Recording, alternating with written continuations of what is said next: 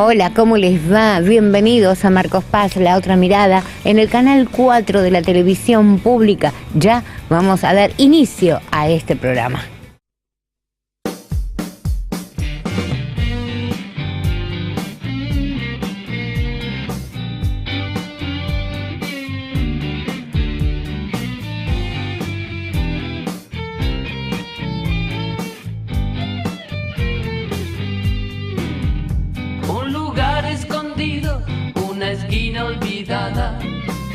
Gente que viene y que va, un querido vecino, un misterio guardado, te espera en el Marcos Paz.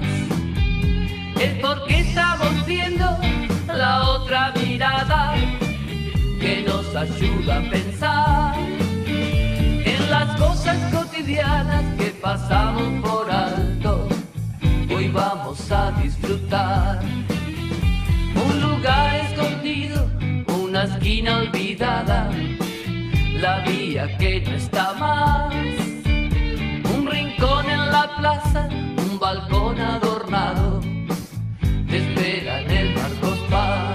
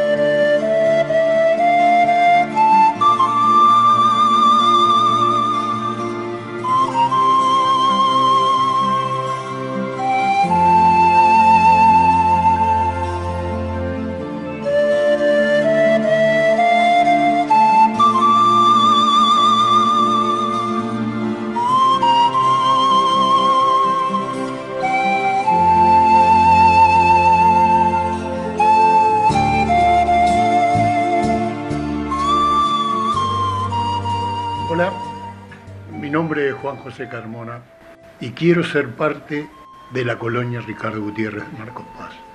Llegué a la colonia en el año 1979, junto con mi esposa y nuestra primera hija de 4 meses. Fue algo muy difícil para nosotros. Un matrimonio joven que llegó a un lugar desconocido, un poquito de miedo, sobre todo por el trabajo al cual íbamos. El trabajar y brindar el tiempo a jóvenes internos, faltos de familia, que éramos lo que nosotros teníamos como misión, suplantar eso que es tan difícil. Y así comenzamos en la colonia. Y así fueron transcurriendo el tiempo, pasando los chicos. Muchas veces pensábamos si esos chicos se acordarían de ese matrimonio que compartía el hogar y sus horas. Y nuestra vida, hace 35 años que vivimos y trabajamos en la colonia Gutiérrez. Creció mi hija y vinieron otras. Y fueron 5 las que compartieron ese tiempo. Y también con los chicos. Para nosotros fueron parte y son hoy en día muchos partes de nuestra familia. No sé qué contar para grificar eso. En este momento se me ocurre contar algo de Luis, un muchachito introvertido que quería ser militar y llegó a serlo. Ingresó a la escuela de la Armada, se fue. Llegó el año 82 y llegó la triste Guerra de Malvinas. Y él fue uno de los que fue a Malvinas. Pasó el tiempo y lo buscamos. Y un día, hace poco menos de un año, recibí por Facebook un mensaje de Luis, después de casi 30 años, y empezamos a recordar cosas. Él nos dice viejos, y recordamos aquella tarde que llegó a la colonia con su esposa y una hija, y le dijo: te presento a tu nieta. Eso es parte de la historia de la colonia Gutiérrez. Eso es parte de la historia de mi vida que quiero compartir. Historias como esas tendría muchas para contar. No puedo evitar emocionarme. Sin duda alguna, la historia de la colonia Gutiérrez y las vivencias de la colonia Gutiérrez me hicieron en un momento cambiar el destino, me hicieron pensar en brindar, no solo con la experiencia, sino también con la especialización. Yo no había estudiado el secundario, no había hecho secundario. Un compañero de la colonia Gutiérrez me hizo anotar. Hice el secundario y seguí estudiando, y fui a la universidad, y hoy soy licenciado en servicio social. No cumplo ese rol en la colonia Gutiérrez.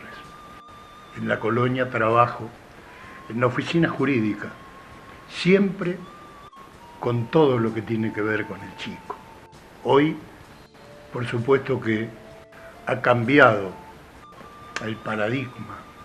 Hoy la colonia Gutiérrez sigue brindando los servicios, que se entiendan bien la palabra servicios. Seguimos para atender a los chicos. Pero hoy es otra tipología. Ya no es más la antigua ley de patronato. Hoy hay otra ley que rige los derechos de niños y niñas. Y la colonia Gutiérrez pasó a ser una residencia de libertad restringida para jóvenes en conflicto con la ley. Si bien es cierto que es otro los problemas que tienen los chicos, ellos siguen siendo lo mismo. Y nosotros seguimos tratando de dar lo que humildemente podemos, tratando de suplir eso que es tan difícil. Y lo comprendemos así. Y al principio dije que poca gente entendía el significado de nuestro trabajo. Y es verdad, es difícil de comprender, pero ahí está esa historia viviente. En nuestro pueblo tenemos la suerte de contar con ella.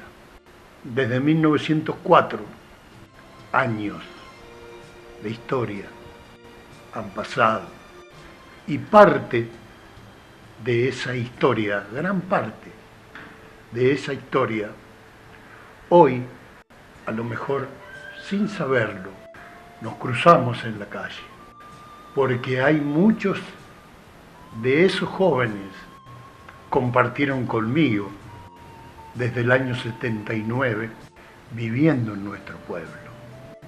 Son ciudadanos de nuestro pueblo. Nos brindan sus servicios, profesores de gimnasia, maestros que fueron alumnos de la colonia Ricardo Gutiérrez. Muchos de nosotros, sin sabernos, nos cruzamos con ellos todos los días. Pensemos que todos los días nos cruzamos y compartimos tiempo con parte de la historia de la colonia Ricardo Gutiérrez. Bueno, les agradezco profundamente a los que seguramente van a ver y escuchar estas palabras. Muchísimas gracias a todos.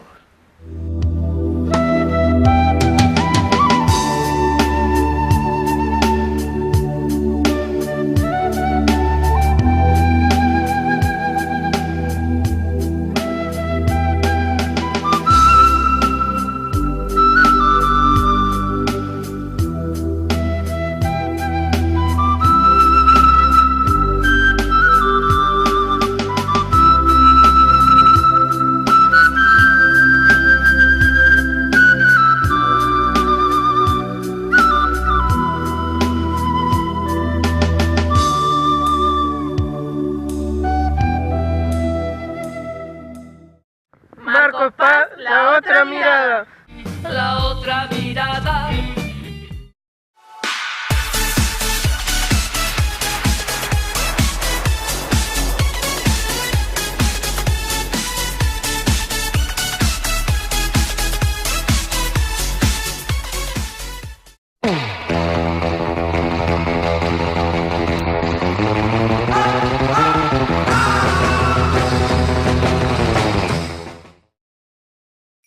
¿Por qué la gente se disfraza en Halloween? ¿Por qué celebra este día?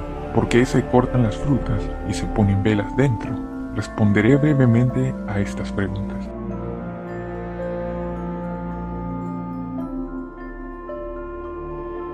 La historia del Halloween tiene sus raíces en el Samhain. El Samhain era una festividad de origen celta muy importante. Esta festividad se practicó como tal hasta que Europa se convirtió al cristianismo. La noche del 31 de octubre se celebraba el fin del verano o el fin de las cosechas en la cultura celta. Era como el año nuevo celta. Esta festividad daba inicio al invierno. La festividad del fin del verano no es la única que dio origen al Halloween. La Lemuria era una fiesta romana. En ella los romanos realizaban ritos de exorcismo a los difuntos para impedir que embrujaran sus hogares. Durante esta fiesta, a los espectros de los muertos inquietos se los aplacaba con ofrendas de grano. En estos días, las vestales, sacerdotisas de Vestal, diosas del hogar, preparaban una salsa sagrada y un pastel de harina con sal para aplacar los espíritus. ¿Cómo es posible que estas tradiciones llegaran hasta nuestra época? En la cultura occidental, estas tradiciones llegaron gracias al cristianismo apostólico romano. El cristianismo adoptó y recreó las costumbres paganas en vez de rechazarlas. Así que la Lemuria, una de las costumbres más paganas, fue aceptada en el año 609, siendo celebrada el 13 de mayo como el Día de Todos los Santos. Luego, el Día de Todos los Santos fue cambiado al 1 de noviembre, tratando de cristianizar la fiesta de Samhain. Entonces el 1 de noviembre fue conocido como All Hallows Day, el Día de Todos los Santos. El día anterior, 31 de octubre, se comenzó a llamar All Hallows Evening o All Hallows Eve, que significa Noche de Todos los Santos. Pero finalmente se la llamó Halloween. Y el 2 de noviembre vino a ser el Día de los Muertos. En la época medieval, la Iglesia Católica creía que para que las almas salgan del purgatorio se tenía que ofrecer muchas oraciones. Los mendiguillos salían a las casas pidiendo pasteles con uvas pasas. A cambio, los mendigos se ofrecían a hacer oraciones por las almas que se encontraban en el purgatorio. Algunos, luego de pedir los pasteles, se ponían máscaras para no ser reconocidos al tomar vino. En el siglo XVI, las brujas fueron perseguidas debido a que se creían que tenían pactos con Satanás. Los instrumentos cotidianos como la marmita, la escoba, la gorra con diseño campesino se convertirían en símbolos del Halloween.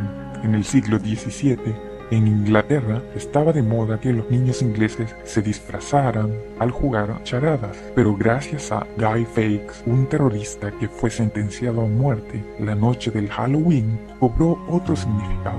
Los disfraces cobraron otro significado. Los niños se disfrazaban de él para burlarse. La tradición del disfraz cobró más valor. Las costumbres europeas echaron raíces en los Estados Unidos. La guerra civil le dio al Halloween su toque fantasmagórico. Debido a que se contaban historias de los soldados difuntos, la historia irlandesa de Jack ayudó a que los americanos comenzaran a tallar las oriundas calabazas en vez de los nabos, como pasaba en la mítica historia de Jack. En Irlanda y Escocia, este nabo se ponía para ahuyentar al diablo y sus demonios. El Halloween del siglo XX en los Estados Unidos llegó a ser una pesadilla, debido a que los niños hacían bromas pesadas en las vísperas de este día. Los niños quemaban edificios, abrían puertas de los establos, ponían jabón en las vías del tren. Halloween se había convertido en algo terrorífico, literalmente. Las escuelas, los policías y otras instituciones civiles conscientemente inventaron nuevas formas para que las personas y niños no hagan daño en este día. Así que inventaron desfiles, fiestas, reuniones sociales, etc., con el fin de que este día no sea tan violento. En las casas comenzaron a ofrecer dulces, con la condición de evitar una broma pesada. De aquí la frase, travesura o dulce. Más adelante, el capitalismo le dio al Halloween el toque comercial, y la televisión como el cine hicieron de Halloween lo que es hoy. En conclusión, el Halloween es una fiesta totalmente folclórica con raíces muy paganas. Marcos Paz, la otra mirada. La otra mirada.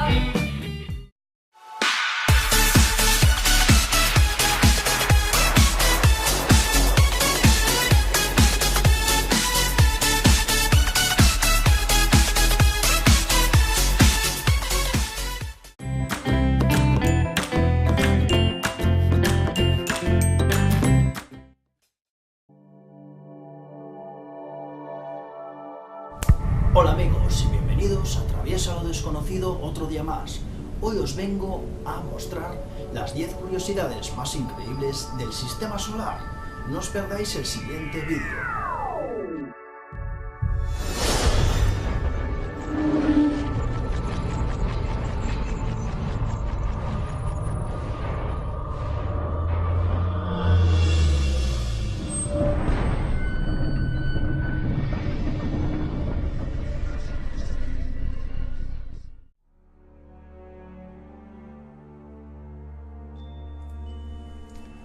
Los anillos de Saturno.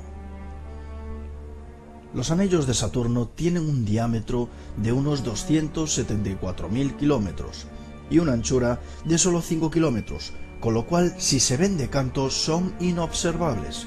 De ahí que muchos astrónomos en la antigüedad a veces no los vieran y observaran a Saturno como un planeta mágico. Si se acabara el combustible del Sol de repente, ¿qué pasaría?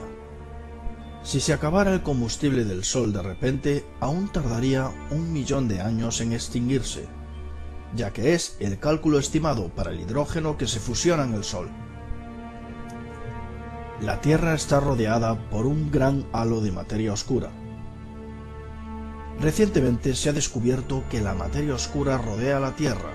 Antes se creía que era poco frecuente verla en el universo, pero ahora se sabe que es 5 veces más abundante en el universo que la materia visible.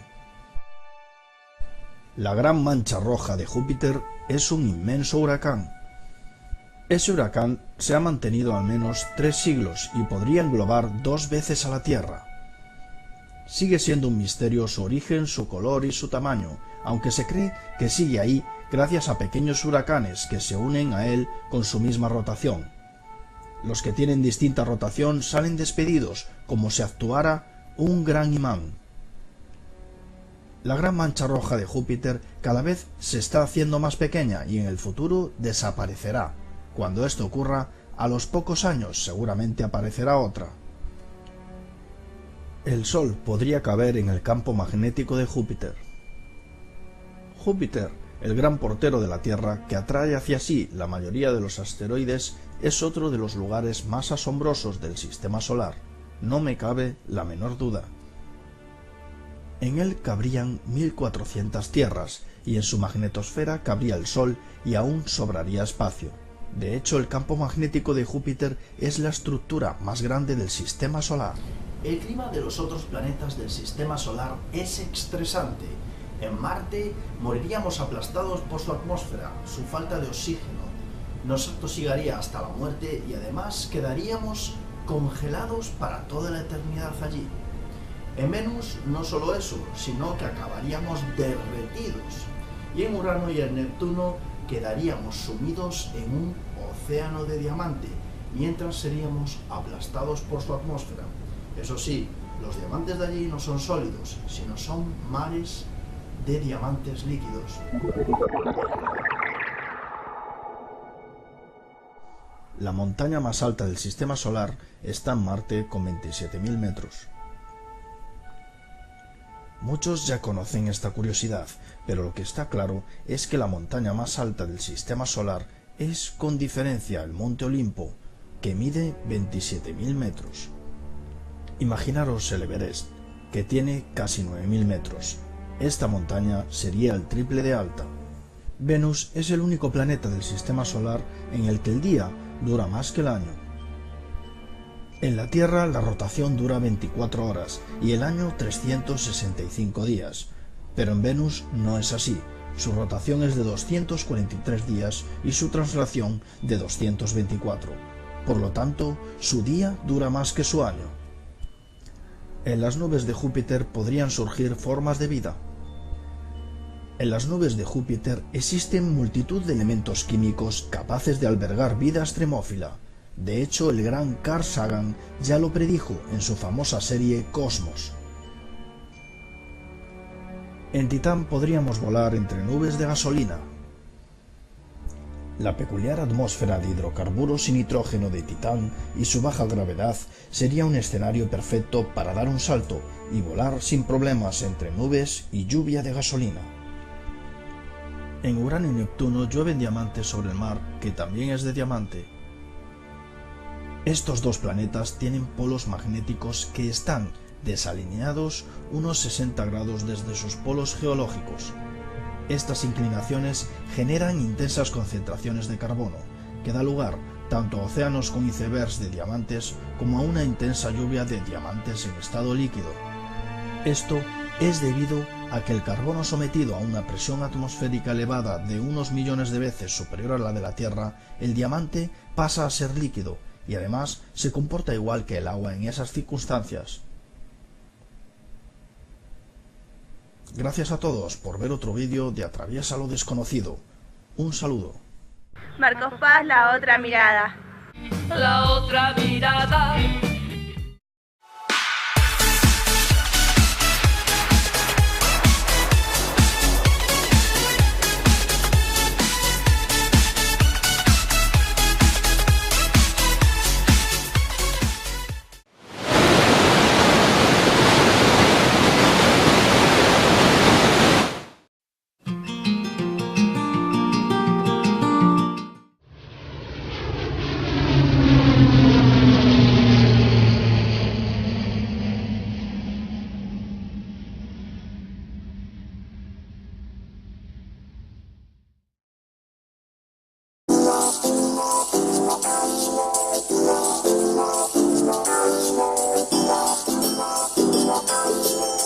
Termas de Río Hondo, Argentina. La ciudad de Termas de Río Hondo es el principal centro termal del país y de América Latina, y uno de los más importantes del mundo. Se encuentra ubicada sobre la región norte de la República, a 1000 kilómetros de Buenos Aires y de las cataratas del Iguazú, a 1600 kilómetros de la Patagonia y a 300 kilómetros de Salta y Jujuy, constituyéndose junto a estos lugares en uno de los principales atractivos turísticos con los que cuenta el país. Termas de Río Hondo está asentada sobre una gran terma mineralizada que cubre 15 kilómetros a la redonda, que le otorgan su característica de ciudad termal, al estar disponible la misma en todos los establecimientos hoteleros y viviendas particulares. Esta terma posee la particularidad de contener más de 16 napas de este recurso, que nace en los faldeos de las cercanas sierras de la Conquija y que alcanzan una temperatura de hasta 75 grados y emergen debajo de la ciudad en forma permanente. Las ricas características minerales de sus aguas hacen que las mismas se indiquen como curativas, siendo empleadas de formas variadas y en diversos tratamientos, al igual que el fango, que posee múltiples aplicaciones, constituyendo de este modo a la ciudad en un gigantesco spa termal natural. Cuenta con una infraestructura hotelera de más de 170 establecimientos de distintas categorías, todos ellos preparados para brindar a los visitantes altos estándares de atención, confort y servicios. Posee un aeropuerto con operatividad de vuelos internacionales, que se suma a otros 2 aeropuertos cercanos, el de la ciudad capital de Santiago del Estero y el de la vecina provincia de Tucumán, distante a 70 kilómetros. Cuenta con variados atractivos turísticos, entre los que se destacan el gran espejo de agua que compone el lago del Dique Frontal, con una superficie de 33.000 hectáreas, donde se desarrollan una multiplicidad de deportes náuticos y la pesca de variadas especies. En cercanías del Perilago se encuentra el moderno autódromo de la ciudad, que recibirá en el 2014 la máxima categoría mundial de motociclismo, el MotoGP, en ocasión de disputar el Gran Premio de la República Argentina, el que cuenta también con el Museo del Autódromo, uno de los atractivos más concurridos. En sus 3 plantas, alberga distintas colecciones de automóviles y motocicletas antiguas, que marcaron la historia del automovilismo nacional e internacional. Aguas abajo del Dique Frontal se emplaza la Reserva Ecológica Tarainti, a la que se accede mediante un puente peatonal ubicado sobre el río Dulce. Sus amplias caminerías permiten la observación de especies de aves autóctonas y de toda la flora característica del lugar. El nuevo campo de golf, cuyo rediseño se encuentra en avanzado estado y permitirá recibir competencias de carácter internacional. Los grandes espacios verdes, ubicados en la zona céntrica, le otorgan con su particular diseño, colorido y esparcimiento y otras oportunidades de recreación. Sus importantes casinos, de los más modernos y reconocidos de la Argentina, que ofrecen tradicionales juegos y una alta y novedosa tecnología aplicada a estos espacios de diversión. Es quizás su gastronomía regional uno de los exponentes sobresalientes de la ciudad. Sus chivitos a la estaca, dorados a la parrilla, empanadas, tamales, junto a un sinnúmero de platos típicos, son acompañados también por la jerarquizada comida gourmet, con la que cuentan sus restaurantes, con cartas que sorprenden por su jerarquía internacional. Es característica del lugar sus alfajores y colaciones, en sus múltiples establecimientos de elaboración de estos productos, elaborados a la vista y abiertos a la visita de todo público. Las artesanías se materializan en la construcción de la cestería, tradicional exponente de la zona, que mediante el trabajo de numerosos cultores plasman sus conocimientos heredados de culturas centenarias en bellos cestos, donde son empleados productos propios de su flora que se encuentran en abundancia en la zona. Termas de Río Hondo es el principal centro turístico de Santiago del Estero, la provincia más antigua de la Argentina. Fundada en el año 1553 por don Francisco de Aguirre, conquistador que naciera en Talavera de la Reina, Toledo, España. Se la conoce como Madre de Ciudades por ser generadora de las corrientes conquistadoras que fundaron ciudades importantes como Tucumán, Salta, Jujuy, Catamarca, Córdoba y otras 14 poblaciones.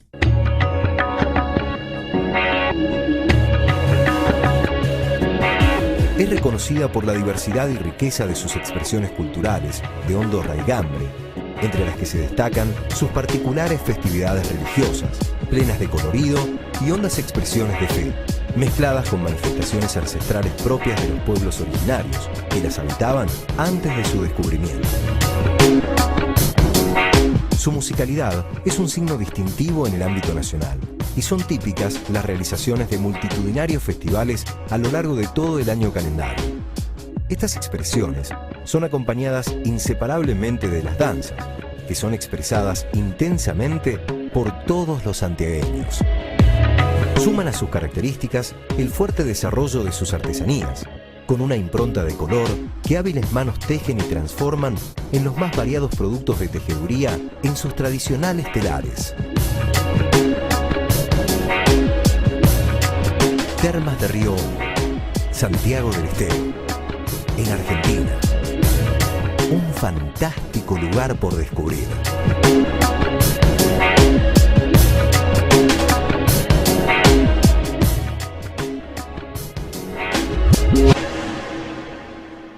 Gobierno de Santiago del Estero. Marcos Paz, la otra mirada. La otra mirada. ¿Les gustó el programa? Espero que sí. Nosotros nos estamos retirando para decirles que la semana que viene nuevamente vamos a estar junto a ustedes, aquí por el Canal 4, en este programa que se llama Marcos Paz, la otra mirada. Y recuerden que luego lo suben a YouTube para que lo puedan ver en cualquier momento, en cualquier lugar y en cualquier horario. ¿Les parece? Chau, chau.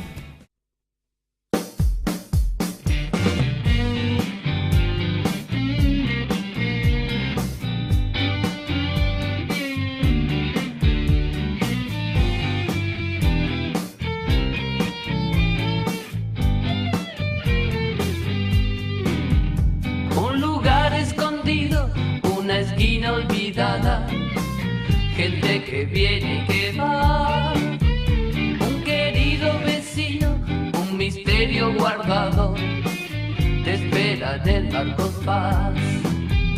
Es porque estamos viendo la otra mirada que nos ayuda a pensar en las cosas cotidianas que pasamos por alto. Hoy vamos a disfrutar un lugar escondido, una esquina olvidada, la vía que no está más, un rincón en la plaza, un balcón